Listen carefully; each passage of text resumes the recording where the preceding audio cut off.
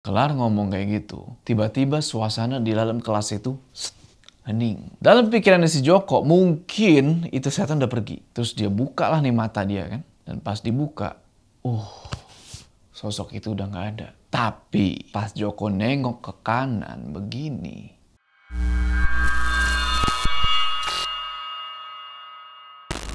Ya, assalamualaikum teman-teman, balik lagi sama gue Jo. Apa kabar kalian semua? Semoga kalian semua yang nonton video ini diberikan kesehatan, dilancarkan rezeki, dan selalu dimudahkan urusan-urusan, dan selalu dilindungi dari segala mara bahaya di dunia ini. Balik lagi, kita mau membahas sebuah kisah yang cukup mencengangkan di segmen House Horror tak lain dan tak bukan. Segmen dimana gue bakal nyeritain kisah-kisah horor dari kalian yang mungkin aja nih kejadian sama gue. Nah, pada kali ini kita ada cerita dari seseorang yang kita sebut aja nih namanya Joko. Nama samaran nih. Nah, Joko ini berasal dari satu kota yang ada di Jawa Timur. Jadi sekitar tahun 2016-an gitu ya, si Joko ini waktu itu masih SMA. Nah, dia ini pengen bagi pengalaman dia sewaktu dulu dia sekolah itu. Dan ternyata SMA dia ini horor. Dan pada waktu itu juga Joko ini bisa dibilang orangnya skeptis, bro.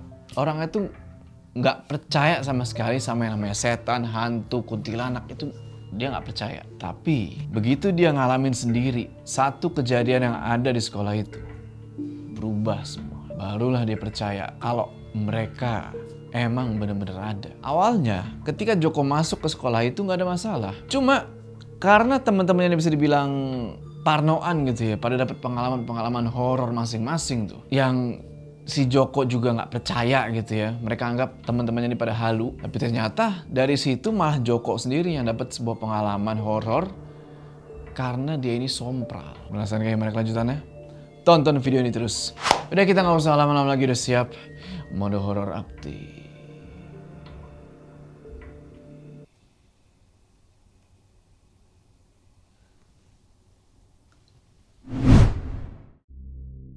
Waktu itu Joko masih umur 16 tahun dan Joko itu masih duduk di kelas 1 SMA. Dan SMA Joko ini bisa dibilang lumayan gede lah. Terus lokasinya itu ada di tengah-tengah kota. Tapi meskipun SMA Joko ini ada di tengah-tengah kota, SMA dia ini bukan SMA favorit. Padahal SMA dia ini udah bisa dibilang udah lumayan lama lah berdirinya. Dan udah banyak prestasi juga nih di SMA ini. Tapi nggak tahu kenapa SMA itu tuh siswanya dikit. Joko mikir mungkin karena emang nih sekolah bangunannya nggak pernah diupdate.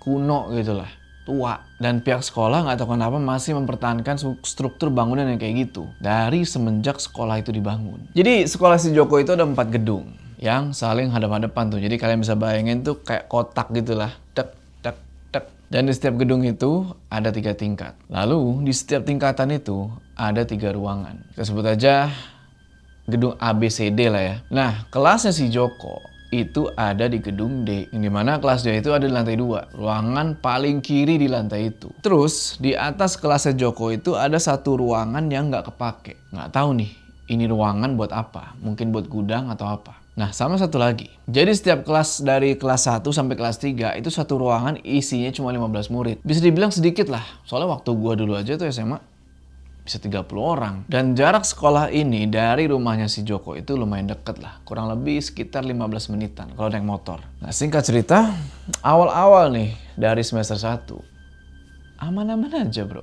Gak ada yang aneh, gak ada kejadian apa-apa. Cuma ketika dia masuk ke semester 2, baru tuh banyak kejadian-kejadian janggal. Tapi waktu itu yang dirasain sama temen-temennya. Nah, cerita pertama nih dari temennya si Joko, kita sebut aja namanya Rifan. Di hari Senin nih, habis upacara bendera, mereka dapat kelas matematika. Dan guru matematikanya ini namanya Pak Toha. Nah, ketika lagi proses belajar mengajar nih ya, Pak Toha lagi nulis lah tuh di papan tulis, tiba-tiba si Rifan ini kebelet pengen kencing. Alhasil Rifan, Pak, izin mau ke toilet. Nah, toilet itu adanya di lantai 3. Dan toilet itu punya 5 bilik nih, 5 pintu. Terus, kalau mau ke toilet itu, Rifan ini mesti ngelewatin 2 kelas kosong. Singkat cerita, setengah jam lebih nih bro. Dari si Rifan tadi minta izin dan pergi ke toilet kan, setengah jam nih. Ini orang nggak balik-balik. Nah, di situ si guru, Pak Toha, agak khawatir lah. Ini kenapa kok orang kencing doang setengah jam nggak balik-balik? Nih jangan-jangan cabut nih ke kantin atau apa gitu kan. Dan akhirnya disuruh lah nih si Joko kan buat nyusul ke kamar mandi. buat nyari si Rifan itu. Dan emang si Rifan itu teman sebangkunya Joko. Singkat cerita, sampai Joko di toilet. Joko ngeliat ada salah satu pintu toilet yang nomor 4 itu kebuka sedikit. Dan nggak tahu kenapa lampu di dalam toilet itu mati. Jadi itu toilet gelap total. Terus pas Joko jalan ke toilet pintu nomor 4 itu, dia buka kan pintunya sedikit tuh. Bener aja. Joko ngeliat Rifan di situ. Posisinya lagi ngebelakangin Joko, duduk bersila, 2 tangannya tuh diangkat ke atas. Ngeliat itu, sontak si Joko kaget lah. Dia berusaha buat nyadarin temennya nih, woi Van, sadar. Nah, begitu si Rifan sadar, wah si Rifan langsung nangis tuh, langsung meluk si Joko. Dia ketakutan banget dah. Dia bilang, gua abis lihat setan di pojokan, serem banget kok. Tapi si Joko ini orangnya skeptis tadi gue bilang kan. Dia bilang, halu lu, mana ada setan siang-siang, udahlah. Balik ke kelas, Pak Toha ngamuk nih. Sampai di kelas, bener aja tuh. Si Rifan langsung disetrap. Suruh berdiri depan kelas sampai pelajaran selesai. Nah, singkat cerita, setelah kejadian itu, masuk jam istirahat. Joko ini ngelihat si Rifan agak aneh. Dia tuh jadi pendiam. Kayak lagi mikirin sesuatu. Karena penasaran, Joko tanya lah kan.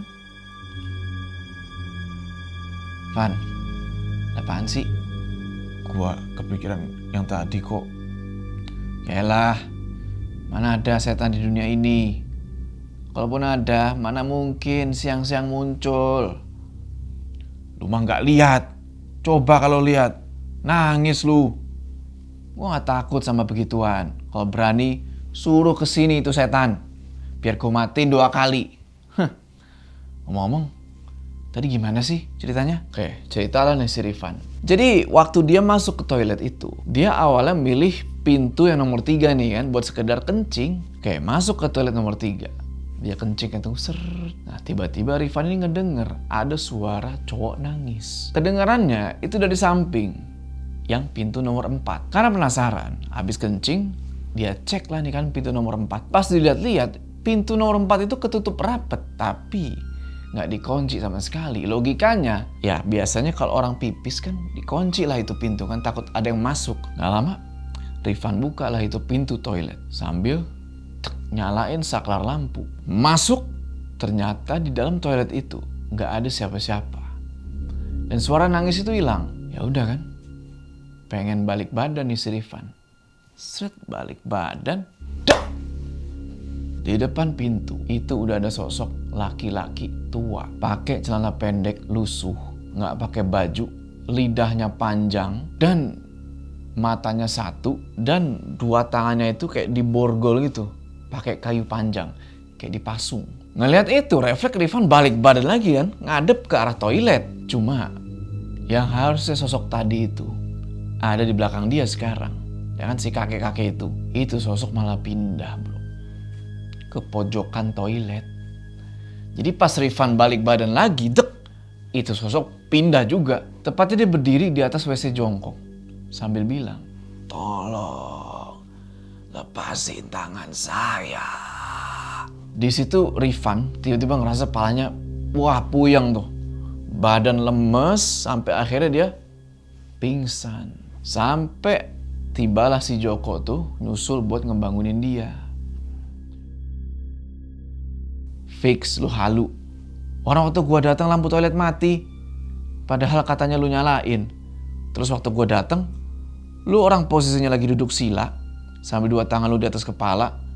Katanya lu pingsan. Lah. Berarti posisi tangan gua sama dong sama setan yang gua lihat. Gak usah cocok logi segala lah. Lu halu itu. Lu mungkin ngantuk, terus ketiduran di toilet. Gak mungkin gua halu. Dan gak mungkin juga gua ketiduran di toilet. Mana tangan gua ke atas lagi. Lu mesti percaya kok. Udah. Gak usah dibahas lagi. Dan gue tekenin sekali lagi. Gua gak percaya sama setan. Setan itu gak ada. Kalau ada, suruh sini datengin gua. Singkat cerita, kurang lebih seminggu dari kejadian itu, ada lagi nih cerita yang di luar nalar yang dialami sama temen sekelasnya si Joko. Dan kali ini yang dapat pengalaman itu adalah seorang siswa yang sebut aja namanya Adit. Jadi waktu itu jam istirahat, teman-teman yang lain pada keluar kelas. Ya kan, jajan, entahlah ngapain. Rencananya mau ngerokok gitu lah di warung depan sekolah. Nah, pas mau keluar dia ngeliat nih. Si Joko ngeliat Adit lagi di pojokan kelas. Lagi nyenderin kepalanya di tembok kayak gini nih. Sontak si Joko panggil lah, "Woi Dit, ayo. Lu ngapain di situ? Ayo kita ngerokok." Tapi pas diajak kayak gitu, si Adit ini nolak. Katanya dia itu lagi gak enak badan, jadi pengennya di kelas aja lah. Ya udah kan, Joko juga gak mau maksa. Akhirnya ditinggalin sama Joko, dia pergi sama teman-teman ke depan sekolah. Nah, pas Joko tinggal, Adit ini pengennya tidur di meja. Ya sekedar istirahat sebentar lah supaya kalau bangun nanti udah gak enakan. Tidur lah nih dia di atas meja tuh dia tidur. Kan meja ada 2 tuh kan, tek tidur tuh. Nah, ketika lagi tidur, Adit ini dibangunin sama seorang cewek. Suaranya itu lembut banget. Kayak gini. "Adit, Adit, bangun Dit, bangun." Ngedengar suara halus kayak gitu, Adit kebangun. Dan pas bangun, bener aja. Di samping dia itu udah ada cewek cantik. Pakai baju SMA. Mukanya putih, pucet gitu lah ya, rambutnya panjang, poni ini nutupin muka. Nah di sini Adit tanya lah nih perempuan ini, "Loh kak, kakak siapa ya?" "Kenalin, nama aku Siti, aku kelas 3. "Oh, tapi kok aku nggak pernah lihat ada cewek secantik Kak Siti ya di kelas 3. Dan gimana Kak Siti tahu nama aku?" "Aku memang jarang keluar kelas. Kalau masalah namamu, aku tahu dari teman kelasku. Oh iya, aku boleh minta tolong nggak?" "Boleh Kak, masa nggak boleh sih? Emangnya mau minta tolong apa Kak?" "Tolong ambilin tanganku di bawah meja kamu." Ngedengar itu, sontak Adit ngeliat dong ke bawah meja. Dan pas dilihat, yah anjay. Bener, udah ada tangan, seonggok tangan, berdarah-darah, geletak di bawah meja. Adit kaget, dia ngeliat lagi nih ke arah Siti. Cuma Siti ini ternyata berubah bro. Yang tadinya cantik, berubah. Jadi sosok yang nyeremin. Dahinya dia itu yang tadi ketutup poni, kebuka sekarang, bolong dahinya. Dari situ si Adit sama kayak Rifan tadi, pingsan. Dari sudut pandang si Joko, selesai jam istirahat kelas, kan dari warung depan tuh, balik lagi nih kan masuk ke kelas. Dari bawah gedung, Joko ini ngeliat ke arah kelas dia, yang sekarang tuh udah rame sama murid-murid yang lain tuh mungkin penasaran. Nah Joko langsung tanya lah ke temen dia kan, "Apaan sih itu di kelas kok rame amat?" Tapi temennya nih si PA malah jawab, "Ah mungkin lagi ada yang mau ulang tahun kali. Biasalah anak-anak kalau ada yang ulang tahun pasti ada kejutan." Tapi si Joko ini juga dalam hati mikir, iya kali ya. Ya udahlah. Nah, lanjut naik ke atas kelas kan. Nah, sampai di depan kelas. Ternyata di situ si Adit udah dibopong sama guru, mau dibawa ke UKS. Dan kondisi Adit waktu itu, Joko lihat di jidatnya itu udah berdarah. Waktu itu Joko sama teman-teman yang lain ngira si Adit ini pingsan karena lagi sakit kan tadi dia bilang lagi gak enak badan. Tapi setelah kejadian itu, gurunya Joko nyuruh dia sama teman-teman yang lain, teman-teman sekelasnya Joko, buat ngebersihin darah-darah yang berceceran tuh di tempat si Adit duduk tadi. Nah, ketika Joko bersihin itu darah, ya kan, di bawah mejanya Adit, di sini Joko ngelihat satu hal yang aneh. Ada rambut panjang di situ. Terus dibuka lagi lacinya Adit, set. Itu banyak juga rambut. Tapi Joko di situ masih mikir positif. Mungkin ini rambut-rambut cewek yang ada di kelas. Gini ya, lu mikir positif boleh, tapi ngapain cewek nyimpen rambut dalam laci buat apaan? Kecuali nih, enggak lah, nggak make sense. Singkat cerita, kelar ngeberesin semua itu, mulai lagi nih pelajaran. Abis dari kejadian itu, teman-teman Joko mulai banyak nih yang berspekulasi bahwasanya ini SMA angker, banyak setannya. Tapi meskipun teman-temannya beranggapan kayak gitu, Joko tetap nggak bergeming. Dia tetap nggak percaya tuh sama yang namanya demit, sama yang namanya setan. Sampai di satu kejadian, yang Joko alamin sendiri. Dan ini ngebuka pikiran si Joko tentang adanya makhluk-makhluk itu. Hari itu hari Rabu, tepatnya selesai jam pelajaran tuh. Nah waktu itu guru yang harusnya ngajar itu nggak bisa ngajar karena ada urusan lain. Akhirnya dia ngasih tugas. Yang di sini namanya kelas nggak ada guru, jam kosong dong. Akhirnya dia pergilah nih si Joko keluar kelas kan. Rencananya mau datengin satu kakak kelas dia yang katanya itu bisa ngebuka mata batin. Nah si kakak kelasnya ini kita sebut aja namanya Faro. Singkat cerita disamperinlah si Faro ini dan dimulailah tuh perbincangan soal membuka mata batin. Bang, lu bisa buka mata batin gua? Bisa? Emang buat apa? Gue pengen buktiin ke teman-teman gue kalau makhluk halus itu nggak ada. Lah, kalau lu nggak percaya sama makhluk halus, kalau lu bisa percaya kalau gue bisa buka mata batin? Gue sebenarnya juga nggak percaya soal mata batin, Bang. Tapi demi bisa buktiin ke teman-teman dan biar mereka nggak terus-terusan cerita halus soal makhluk halus ke gue. Yowes, gue buka mata batin lu. Tapi gue gak bisa nutup, ya. Jadi kemungkinan terbesar, lu masih bisa lihat. Gue bisa nutup, tapi gak sempurna. Apa-apa bang, toh nanti gue yakin 100% gue bakal lihat itu setan.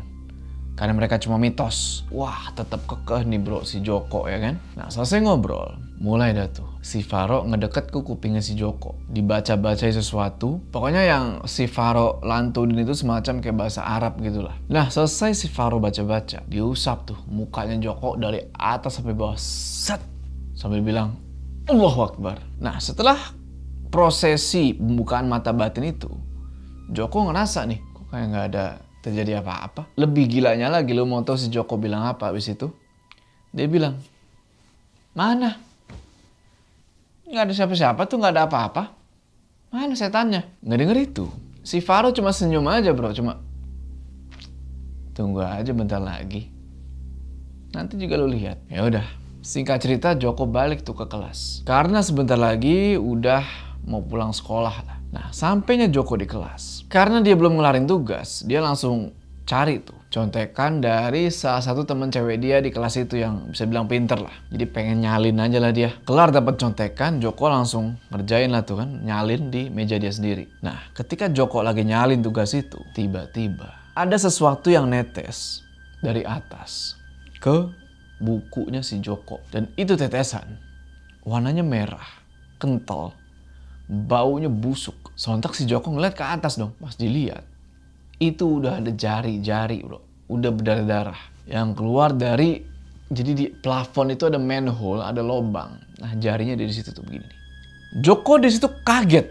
Pertama kali dia kaget lihat itu kan. Dan tahu kalau yang netes di buku dia itu bukan sirup. Itu emang darah dari jari-jari itu. Nah Joko ngasih tahu ke teman sebangkunya nih si Rifan. Cuma anehnya si Rifan ini sama sekali nggak ngeliat jari ataupun darah. Padahal di matanya Joko semua itu masih ada. Nah nggak lama Joko tutup tuh buku yang penuh darah barusan. Terus Joko buang ke tempat sampah. Bodo amat lah. Lalu Joko balik lagi nih ke bangkunya.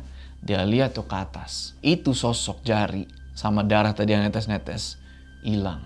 Dalam hati Joko bilang, setan tuh nggak ada. Fix gua halu. Singkat cerita, bel sekolah bunyi tuh. Yang tandanya itu jam pulang sekolah. Waktu itu Joko sama teman-temannya nggak langsung pulang. Niatnya Joko ini pengen ngajak teman-temannya, pengen buktiin kalau makhluk halus itu nggak ada. Nah di situ ada 4 orang. Ada Eko, ada Rifan, Tony, sama Zuhri nih. Sama si Jokonya berempat. Dari situ Joko mulai nih cerita soal dia udah buka mata batin nih sama si kakak kelas itu si Faro. Ngedenger itu kaget teman-temannya ini kan. Si Zuhri, tapi dia bilang gini Zuhri, yaudah kalau lo mau buktiin nanti aja abis Isya kita kumpul lagi di sini malam-malam. Nah mereka sepakat tuh. Abis Isya mereka kumpul lagi di situ. Dan malam itu Rifan nggak bisa datang. Karena katanya dia nggak diizinin sama orang tuanya. Padahal sebenarnya Joko tahu kalau Rifan ini takut. Dia alasan aja kayak gitu biar nggak datang. Ya udahlah kan. Sisa Joko, Tony, sama Zuhri nih. Dan mereka berdua ini ngajakin ke lantai 3. Dimana di situ ada 2 ruangan kosong yang kata mereka ini ruangan angker. Sampai di sana, Zuhri langsung tuh ngeluarin obeng buat ngebobol salah satu jendela. Emang ini anak kriminal kayaknya. Terus kelar jendela itu dicongkel, dibukalah jendelanya kan, dan Zuhri langsung masuk tuh ke dalam. Disusul sama si Tony juga tuh yang manjat masuk ke dalam. Tapi nggak tahu kenapa ketika Joko ini mau masuk, Joko ngerasa kok kayak ada yang ngintip dari arah toilet. Dan pas nengok, set. Bener aja. Itu udah ada kepala gede banget ngeliat ke arah Joko di situ. Nah, pas Joko tegesin lagi itu sosok. Anjir serem banget. Itu sosok langsung kayak gini sih. Kan ngintip gini nih. Gini. Nah, di situ perasaannya Joko udah gak enak. Udah tuh. Karena gak mau mikir yang aneh-aneh, Joko langsung masuk tuh ke dalam kelas lewat jendela sama kayak yang dua temennya tadi. Pas masuk, itu hawa dalam ruangan langsung berubah jadi nggak enak, jadi gelap, lembab. Emang sih malam gitu loh ya. Cuma beda lah. Pokoknya di situ Joko udah ngerasa nggak beres nih. Dan jendela-jendela dalam kelas itu ditutup sama kain hitam. Akhirnya Joko buka-bukain semua lah tuh kainnya biar masuk cahaya malam lah dikit. Nah, dalam kelas itu ada 4 meja yang ngejejer tuh di pojok ruangan. Cuma anehnya, di salah satu meja itu ada kayak sajen yang kelihatannya udah lama. Kenapa bisa gue bilang lama? Soalnya di dalam sajen itu ada tulang ayam utuh sama daun-daun yang kelihatannya udah kering. Zuhri sama Tony udah panik tuh. Anjir, ini apaan? Ya kan, mungkin ini buat penunggu sini apa gimana? Tapi Joko lagi-lagi masih skeptis nih bro. Dia bilang, alah ini paling sisa makan orang dulu, makan fried chicken, lupa gak diberesin nih. Nah, waktu mereka lagi sibuk ngeliatin sajen itu, tiba-tiba kedengeran ada suara benda jatuh dari atas. Refleks mereka langsung ngeliat tuh kan ke arah sumber suara. Dan di situ, lu pengen tahu apa yang Joko lihat? Ternyata yang jatuh tadi itu, bruk, itu jasad perempuan. Ngeletak di tengah-tengah ruangan sekarang. Joko langsung kaget, dia mundur tuh beberapa langkah. Sedangkan si Tony sama Zuhri masih di tempat semula. Dan mereka ini gak ngeliat mayat itu. Joko langsung panggil nih si Tony sama Zuhri kan.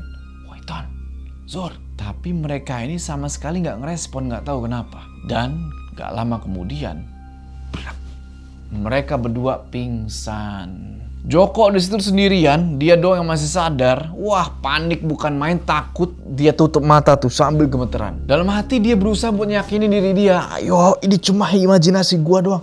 Ini gua halu. Setan itu nggak ada. Setan itu nggak ada. Pas lagi kayak gitu, tiba-tiba ada lagi nih suara.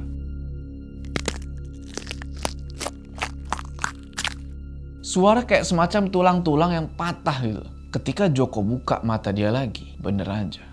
Itu sumber suara dari sosok wanita yang barusan geletak tengah kelas. Dan sekarang wanita ini udah berdiri di depan Joko. Mukanya pucet, rambutnya panjang, lidahnya ngejulur keluar. Dan dari bawah bibir sampai ke dagu itu kayak robek gitu loh, kayak kena sesuatu tajam. Di situ Joko langsung jongkok nutupin muka. Nangis-nangis dia bilang tuh, sorry Tony, tolong gua. Tapi mereka pingsan nih temen-temen. Nah, ngelihat si Joko yang kayak gitu, sosok ini malah ketawa bro.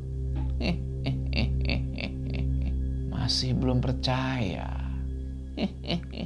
Wah, di situ Joko udah, ya ampun, aku percaya setan ada, ya ampun. Kelar ngomong kayak gitu, tiba-tiba suasana di dalam kelas itu hening. Dalam pikirannya si Joko, mungkin itu setan udah pergi. Joko sontak langsung beraniin diri nih buat ngebuka tangan yang udah nutupin muka dia. Terus dia buka lah nih mata dia kan. Dan pas dibuka, sosok itu udah gak ada. Tapi pas Joko nengok ke kanan begini, itu sosok udah ada di sini bro.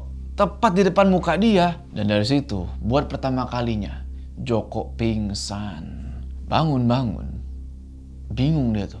Wah, kok aku ada di sini bu? Ternyata di situ udah ada ibunya si Joko ini. Beliau bilang lah apa? Ya ibu nggak tahu. Coba tanya security kamu karena dia yang bawa kamu ke sini. Udahlah kamu istirahat aja dulu, nggak usah mikir yang aneh-aneh. Jadi dibawa ke rumah tuh. dia udah di kamar. Nah, waktu itu si Joko sadar itu sekitar jam 9 pagi. Dan pala dia puyeng tuh, kan? Puyeng aja tuh, karena masih kebayang sama kejadian semalam. Singkat cerita, sorenya ngerasa badan udah mulai enakan. Hal pertama yang Joko pengen lakuin adalah pengen nemuin security sekolah dia tuh. Yang kebetulan emang rumahnya nggak jauh dari rumahnya si Joko ini. Nah, security ini namanya sebut aja Pak Dar. Sampai di rumahnya Pak Dar, langsung aja lah Joko ajak ngobrol nih. Ya kan, salam, assalamualaikum, waalaikumsalam. Ya, alhamdulillah kamu udah sadar, Jok. Joko nanya dong, iya Pak, ini saya kesini mau nanya, kok Bapak bisa nemuin saya? Diajak masuk nih sama Pak Dar. Jadi, Pak Dar cerita, waktu itu hari Kamis pagi sekitar jam 5. Pak Dar itu sampai di SMA. Ya kan, SMA si Joko itu buat kerja. Nah, kebiasaan Pak Dar yang namanya security, dia tuh selalu ngecek ruangan satu persatu setiap pagi. Takutnya di malam harinya itu ada yang ngebobol sekolah atau apalah. Karena kalau malam itu sekolah nggak tahu kenapa nggak ada yang jaga. Nah, ketika Pak Dar lagi meriksain satu-satu itu, sampailah ke lantai 3 kan, dek, masuk ke kelas kosong yang itu. Beliau kaget. Kain yang nutup ruang kosong itu udah kebuka semua. Pak Dar langsung negative thinking dong, takutnya maling nih. Dia masuklah ke dalam kelas itu. Nah, disitulah Pak Dar baru ngeliat kalau Zuhri sama Tony pingsan di samping tembok. Tapi Joko di mana? Joko pingsan juga. Tapi posisinya tuh di atas meja. Udah kayak mayat. Dua tangannya Joko di atas perut begini. Terus sesajen itu, yang ada tulang ayam itu udah ada di dadanya si Joko. Ya udah, ngelihat anak-anak pada pingsan begitu, langsunglah ditolongin sama beliau. Dia bangun itu Zuhri sama Tony. Alhamdulillah ketika dibangunin, ini anak dua langsung bangun kayak orang bingung. Sementara si Joko dibangunin gak bangun-bangun. Sampai akhirnya Pak Dar ini inisiatif. Dia bawalah si Joko ini pulang ke rumah. Nah, ngedenger ceritanya Pak Dar ini, Joko kaget tuh. Karena dia orangnya skeptis, bro. Dia nggak percaya kalau bakal ngalamin hal seperti itu. Ya udah kan, setelah selesai mendengar cerita itu, pamitlah nih si Joko sama Pak Dar. Pulang tuh si Joko. Beberapa hari kemudian, saking traumanya nih si Joko, dia bilang ke orang tuanya, Bu, saya mau pindah sekolah. Nggak mau lagi di situ. Terus sebelum pindah, Joko mutusin buat ketemu lagi nih sama si Faro tuh, kakak kelasnya yang udah ngebukain mata batin. Udah dibilangin kan sama Faro sebelumnya, kalau ini mata batin dibuka, Faro nggak bisa nutup secara sempurna. Akhirnya ya lu sedikit-sedikit masih bisa ngeliat, tapi Joko ya udahlah, yang penting coba ditutup dulu gitu loh. Jangan sampai full ngeliat semuanya gitu. Ya udah. Nah, sedangkan Zuhri sama Tony, mereka aman. Cuma yang aneh itu mereka berdua sama sekali nggak ingat kalau mereka pernah masuk ke dalam ruangan kosong itu lewat jendela. Jadi pertanyaan, siapa nih yang udah ngapus pikiran mereka? Dan semenjak kejadian itu, Joko percaya, bro, sama yang kayak begituan. Kalau di dunia ini kita emang hidup berdampingan sama mereka. Oke teman-teman, itulah tadi sebuah cerita dari Joko yang pengalamannya dia nggak percaya sama setan sampai akhirnya dia dipaksa buat percaya dengan cara yang mengalami hal seperti itu. Mungkin dari kalian ada yang mengalami hal serupa, awalnya nggak percaya tapi dipaksa percaya. Tulis di kolom komentar atau kirim ke email yang ada di deskripsi. Oke, sebelum kita berpisah, jangan lupa kalian like video ini, dan bagi yang belum subscribe, ayo subscribe sekarang channel ini supaya kalian gak ketinggalan cerita-cerita horor cerita gue jauh. Sampai ketemu di cerita selanjutnya.